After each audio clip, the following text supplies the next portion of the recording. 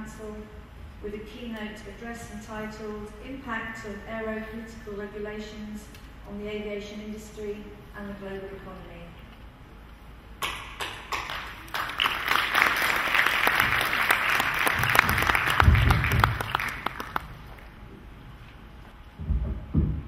Assalamu alaikum, good morning everybody. First, how many students are here today? So the good news is you will stay in this industry for the rest of your life. Inshallah. So before I start, I'll tell you who I am and where I come from to make it easy for you to understand. I represent the UAE in the Council of ICAO. ICAO is the International Civil Aviation Organization. It's a specialized agency from the United Nations. And the Council of ICAO serves as the governing body of ICAO, which is elected by the Assembly, which meets every 3 years. So the Council actually meets permanently and is delegated by the Assembly, which is the 192 countries. Today, my presentation will be about the current regulatory challenges that faces us in the international aviation. Just briefly, I will start giving some recent statistics in the world air transport for the 2011 and some associated growth, and then I'll go in details to explaining the challenges that faces in details. And I will try to be as easy and I'll try to make it as simple as possible for you. Just to go over the statistics briefly, as you see, the figures are in continuous growth, especially in 2011 compared to 2010. There is a 5.6% increase in passengers, 6.5% in the PKP, which is the passenger kilometer performed, or the revenue kilometer performed. I hope that everybody is aware of the terms. If anybody doesn't know, maybe at the end I'll just explain it to you. And also the freight. There's a slight decrease in the freight, but not too much.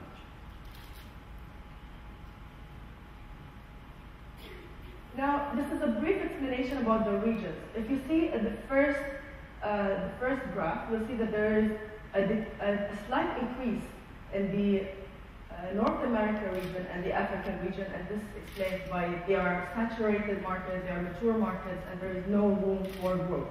While in the Middle East, Asia, especially the Latin America, you see it is expanding rapidly because they are developing markets and there are new entrants. While in Europe, you'll see it is 8%, but remember, in 2010 there was the volcanic ash, and the volcanic ash decreased the number of passengers, which means that in 2011, compared to 2010, there is a slight increase. And the same thing goes for the passenger kilometers, scheduled commercial flights, but there is a slight decrease, in the scheduled flights in America because of some restrictions, and the freight, there is a slight decrease in Africa and America. Now, the top 20 ICAO member states, well, you see the US is always number 1, China, and then the UAE is number 3. When you are a big aviation industry in ICAO, this gives you a very heavy weight in the council and decision making and being part of chairing committees, part of actually being asked when they are taking big decisions when it comes to aviation. Now, the top 20 scheduled airlines. Now, you have to take into consideration that this is taking into account both the international and domestic flights. So that's why you will see that the US have the lead in this. But Emirates Airline is number 5. But if you take into account only the international flights, Emirates Airlines will be at the top. This is the forecast. For the past 15 years, there is an increase of 5%, but the prediction by ICAO statistics, there will be a slight decrease in the growth, but still there is a growth, which is 4.6%. While in the freight, at the same period, it is 5%, but the forecasted over the past 30 years will be 5.3%. Again, this is taken into consideration different scenarios, different statistics, and different, like for example, here they're taking into account the world would be more into a single market, would be more free trade agreements. Now, there are growth associated with this. For example, the airports will have to be expanded. The air service providers will have to are increasing their services and they are trying to utilize their systems. Another growth is the qualified aviation personnel. A lot of pilots, engineers, that are qualified personnel that will have to cater for this growth. Another growth is happening in the regulatory bodies, which is the GCAA. They're hiring more inspectors to ensure that to ensure safety and security when during the operation. Now, I went through all the slides fast. The thing that I need you to remember is the growth in the aviation industry. It's always going in that direction. It is growing. But what are the challenges that are facing us today in the aviation industry? As Mr. Terry previously mentioned, the market access. Now, the problem with market access, the system by itself is very restricted, it's antiquated, it's old.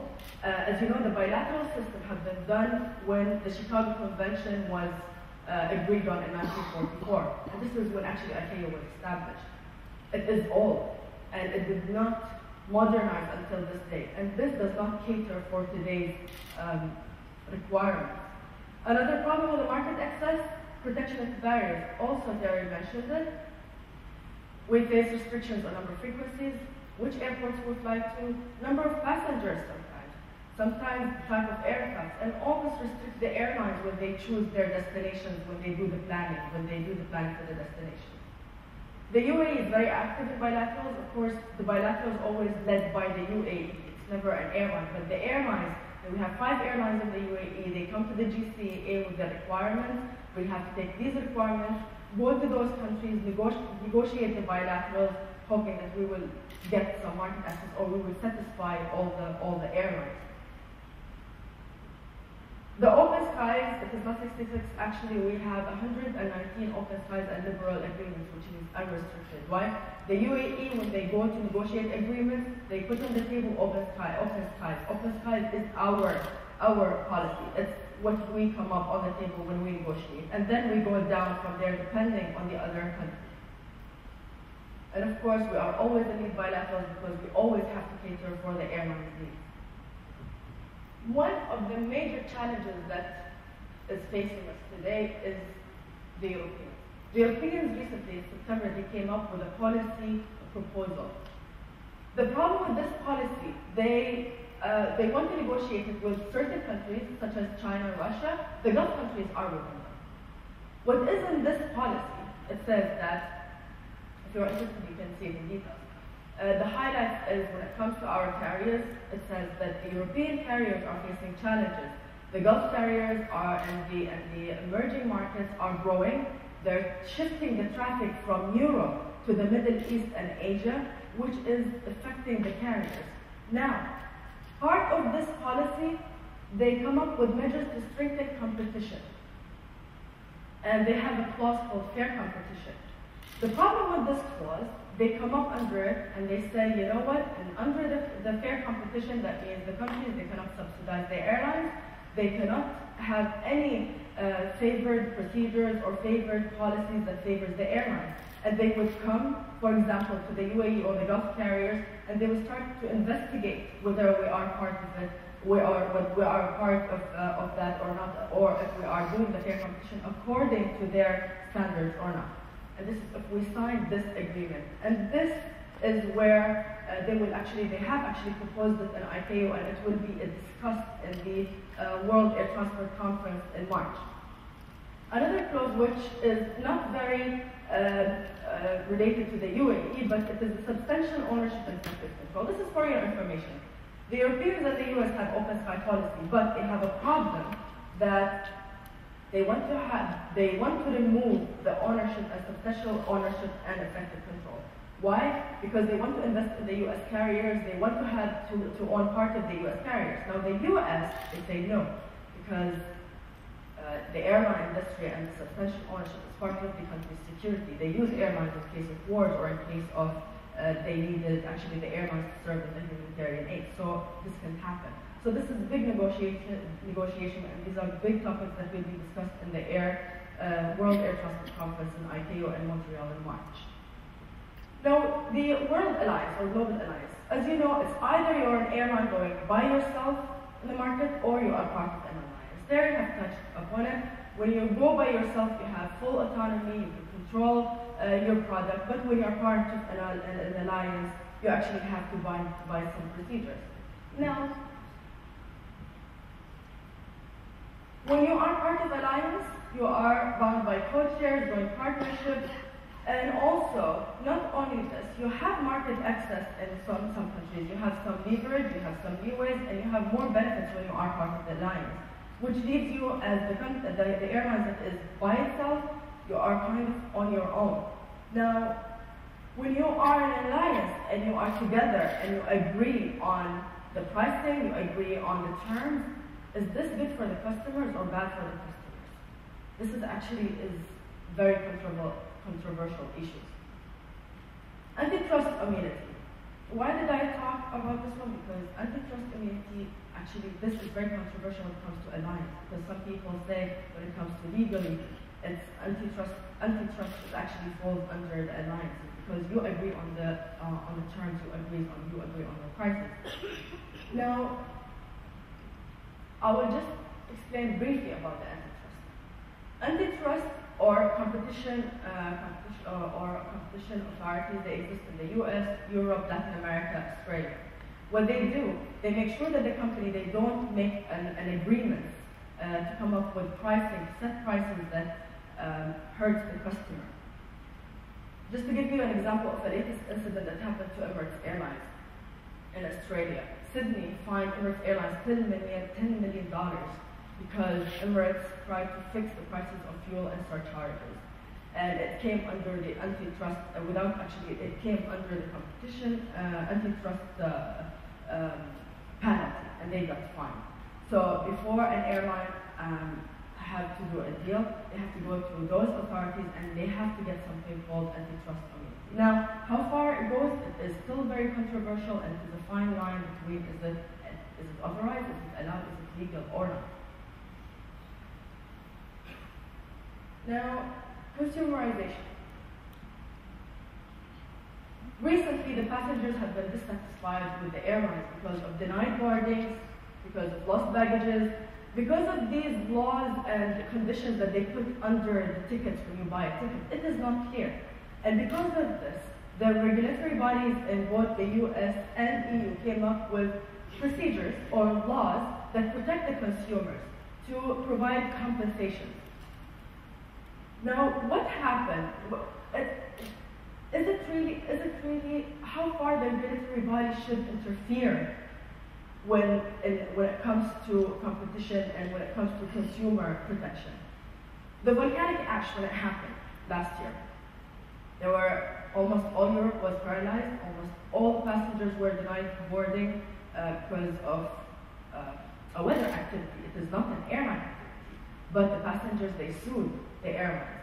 And the European Commission tried to negotiate with the airlines, but the airlines, they went and they are trying to get rid of these laws because it is hurting the airlines, and it is a very fine line of how much the regulators should interfere with their business. Now, environment. I'll try to go over it very briefly, but this is a very close subject to my heart because we are very heavily involved in it as a United Arab Emirates. Now, environment. Recently, environment has been a very hot issue. The emissions from aviation is only 2% from the whole global emissions. I'm talking cars, factories, etc. Any emission resources. It's only 2%. The problem is not in the 2%. The problem is in the growth. The industry is growing an average of 5% yearly, which means an increase in emissions. And by 2050, these emissions are going to fourfold. And no matter how much technologically we are advanced, and no matter how efficient we are still not going to be able to compensate for this, to mitigate these emissions. Now, what have ICAO been working? This is a very hot topic in ICAO. Last assembly, the council was mandated to investigate market-based measures as a solution to mitigate CO2 emissions. The council formed a group called the Market-Based Measure Group, which I'm serving as the chair of. And they came up with offsetting plus revenues and ETS. Now we will say emission trading scheme. And this is not European emission trading scheme. This is emission trading scheme that will be agreed globally that can cater for both developed and developing countries, not as the one as the European Union are trying to impose on us nowadays with the taxes. In addition to the MBNs, we are trying to develop a framework.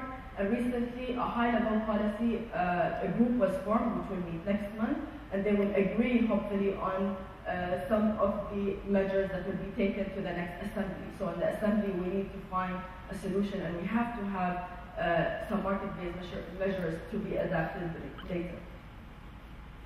ICAO has been doing so much in this area. They developed the CO2 standard, which is the first entity to develop compared to maritime and compared to other CO2 mitigating parties. And then ICAO also, they have the states, which is the UAE was the first state in the Middle East to submit its action plan. The action plan is actually to say that, you know, we are emitting this much and we are doing this much to reduce our emissions. So we are very active. What is the problem that we are facing today in ICAO in particular and in the world in general? It's the EU emission trading scheme. ICAO, for the first time, the member states, they came forward and they said, you know what, we are against it. So they were blocked. There was a New Delhi and the Moscow Declaration, which some council members, they met in India and in Russia to say, you know what, we are against the European emissions and we are not accepting this.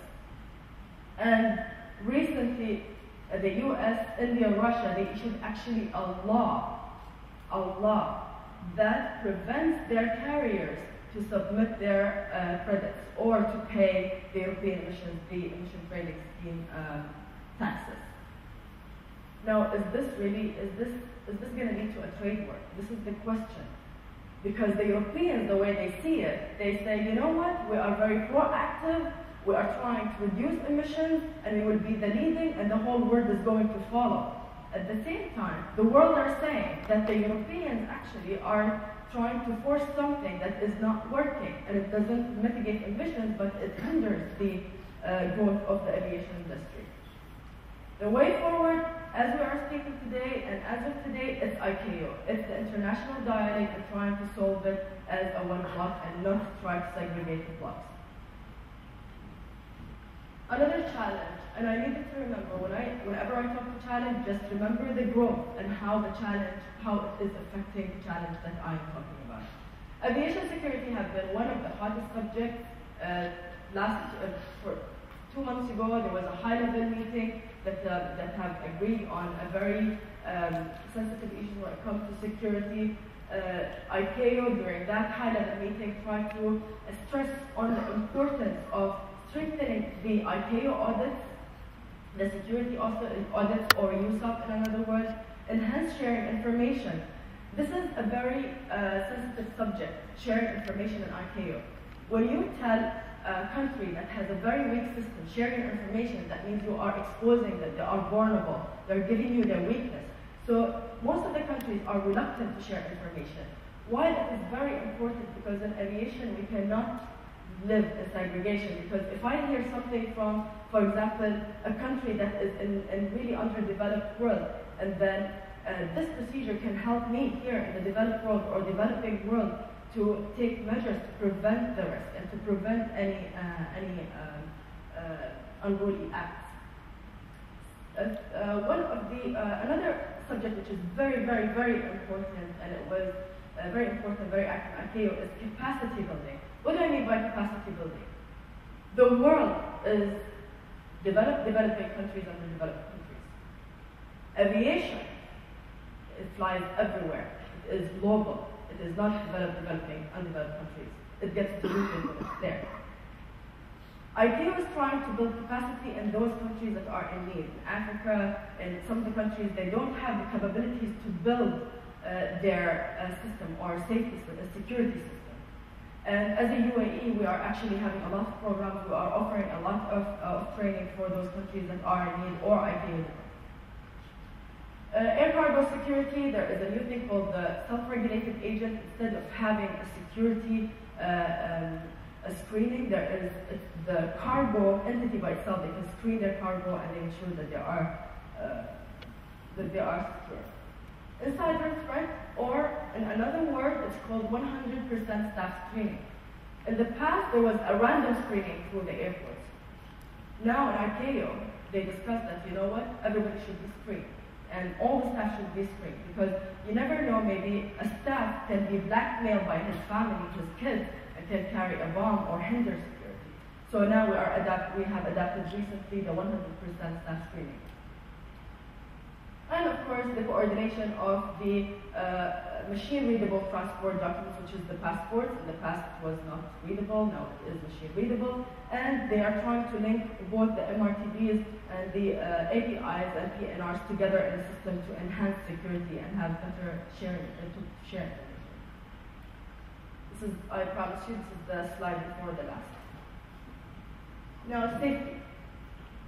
Safety is number one in ICAO. Recently, they have adapted something, the GASP, or the Global Safety Plan. The Global Safety Plan is a very comprehensive system. Under the GASP, there is the Regional Safety Plan, which is regions, which is the Middle East, Africa, etc., etc. The Middle East, or the RAS, the Regional Safety Plan, the UAE is a chair of it now, and what they do, they choose the areas of priorities to mitigate risks or to prevent risks. This year they have the runway safety, loss of control, flattened terrain, and also in-flight system failure. They form groups, they get the airlines, they get all the industry to work on it together in order to prevent the risks and put measures and policies to enhance safety. Safety management system, of course, this is the Annex 19, a very important document. And the last one is ICAO safety audits. Now, audit by nature, when you say a company is going to come and audit you, the company runs and they try to get their documents, revise their procedures, make sure everything is good for the auditor to come. The auditor comes, the company passes, or the UAE or the country passes, and then everything goes to normal, and most of the time they go back to where they were. Now, ICAO have developed something very new called the CMA. It's called Continuous Monitoring Approach, which means they don't have to come audit you regularly. The continuous monitoring approach is developed by the authority in coordination with ICAO, which means that they can monitor all the industry continuously and detect the areas of weaknesses. So ICAO will come and do not have to audit the whole system, but audit the areas of weaknesses. Air navigation. Aircrafts not only need infrastructure on the ground, they need infrastructure in the air as well. Now, as you know, the world is segregated. It depends on which country and which part of the world you are in, and this will define your system. For example, now in the US, they adapted something called Next Generation. Next Generation, it's a new system which is very efficient, reduces the vertical separation between aircraft, and optimizes the usage of the airspace. In Europe, they have a system called CESAR, the Single Sky, and also all Europe will have one system that also have the same procedure, so that when you can fly from the US to Europe, you will have the optimal use of airspace. ICAO came in the middle, and they said, you know what, let's go to Europe. The US can come in a system that can be adapted globally, and can have all the world have the same level of utilization of airspace. And this helps so much in fuel saving and utilizing and optimal utilizing of the route. This is called Global Air Navigation Plan, and this is called particularly block upgrade. And the last one is the performance-based navigation, PBN. This is a very precision air navigation system.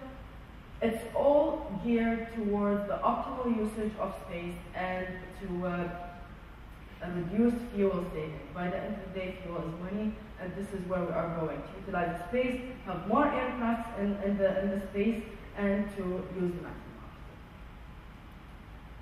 Now, we're living in a global era. We are not UAE anymore. We are not an airline anymore. We are not GCAA or regulator anymore. We are industry, regulator, international organizations, they all have to work together in harmony, because whatever affects the industry affects the international activities by the end of the day. And what I need you to remember is we are in a continuous growth and we need to work together to mitigate all those challenges and to come up with the best solutions. Thank you very much.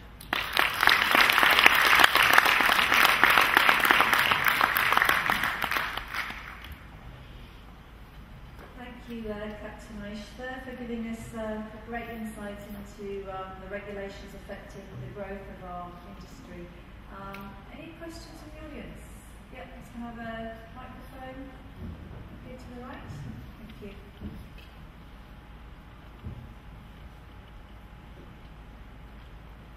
I'm from the University of Pretoria, South Africa.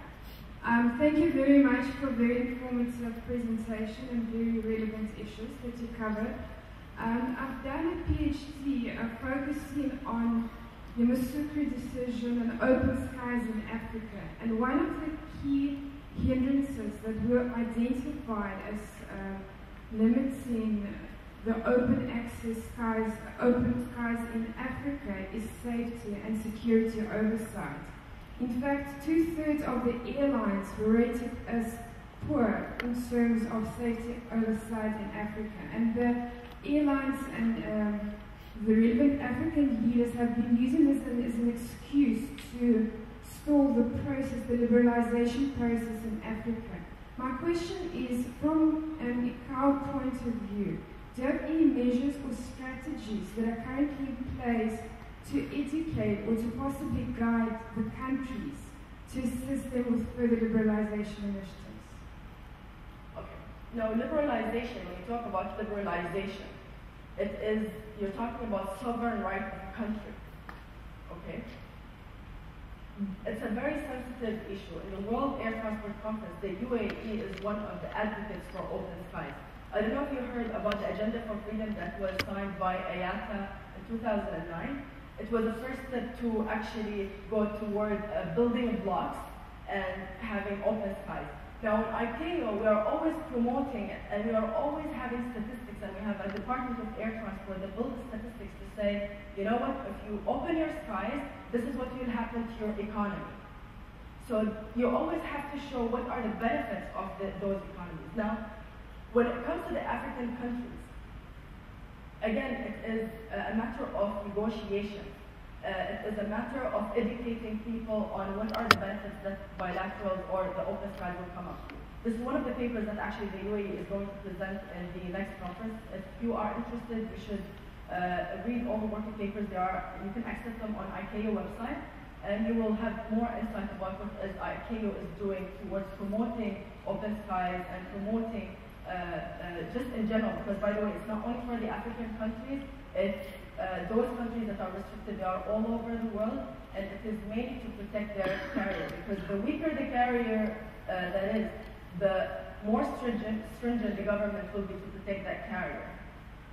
Okay, I answered the question. Thank you, yeah, very typical question. Any other questions? Good morning, Captain Aysha. My name is Giri from Kasturi Institute of Management from India. I would like to pose a question to you as captain. The European Union have developed the same way like GCC countries with air traffic growing almost every day, let me say. Now, they have come up with what is called as collaborative decision making, which streamlines the entire air traffic. Now, do you see, as captain, any possibility in GCC countries coming together and forming something of this sort? That's a very sensitive issue. Actually, there was a working group that started to initiate the collaboration of not having a single sky like the Europeans, because it's a very sensitive issue, because the Europeans, they already have the base, the open market, the single market, and they have the legislation to help that. Here in the UAE, we're trying to coordinate between the Gulf countries to the optimal use of the transition of the routes and to use the routes in the best way possible to get the aircraft from one country or one airspace to another in the shortest time possible. A single sky, I'm hoping, nothing in the area, and maybe I am wrong, and I hope that it will happen because this will help save fuel and it will help even make it easier to fly from one place to another. But don't quote me on this because I'm not an air navigation specialist. It's all the gossip I get from the air navigation people. Thank you. I think you had another question in the middle. Yeah, fine.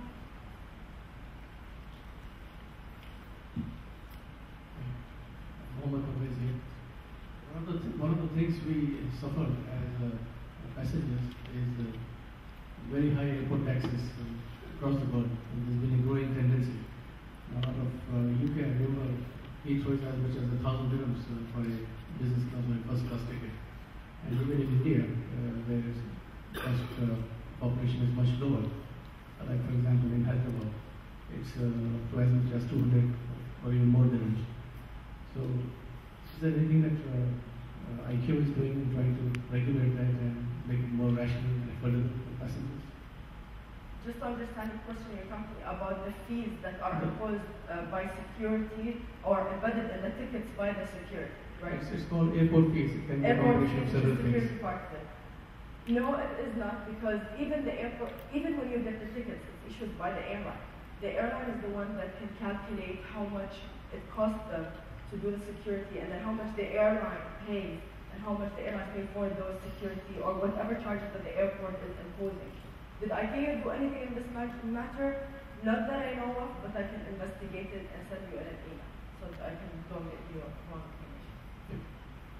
Great. And final question on the second row. Thank you so much for your presentation. Just want to hit the points. Actually, I think so many people would like to know about it. Is the issue between. Thank you so much for your presentation. Just want to hit the points. Actually, I think so many people would like to know about it. Is the issue between. You have to understand, bilaterals is very sensitive system. Bilaterals normally is between two countries, and every country has the sovereign right to impose whatever they want. It is an issue that we try to prevent coming to ICAO because it is bilateral, which means between two countries. It affected some relationships, but now I can say that the UAE and Canada are building their relationships and they are coming back together to build up their economical relationships. And hopefully the airline will realize, or the Canadian government will realize the benefits that airlines, especially Emirates and Etihad, will bring if they open their markets. Is ICAO going to take any stand? No. It's a very sensitive issue and we try to keep it away from ICAO. Even personally, when I meet with the ambassador of Air Canada, with the Canadian ambassador, we try not to talk about this because it's a very sensitive issue.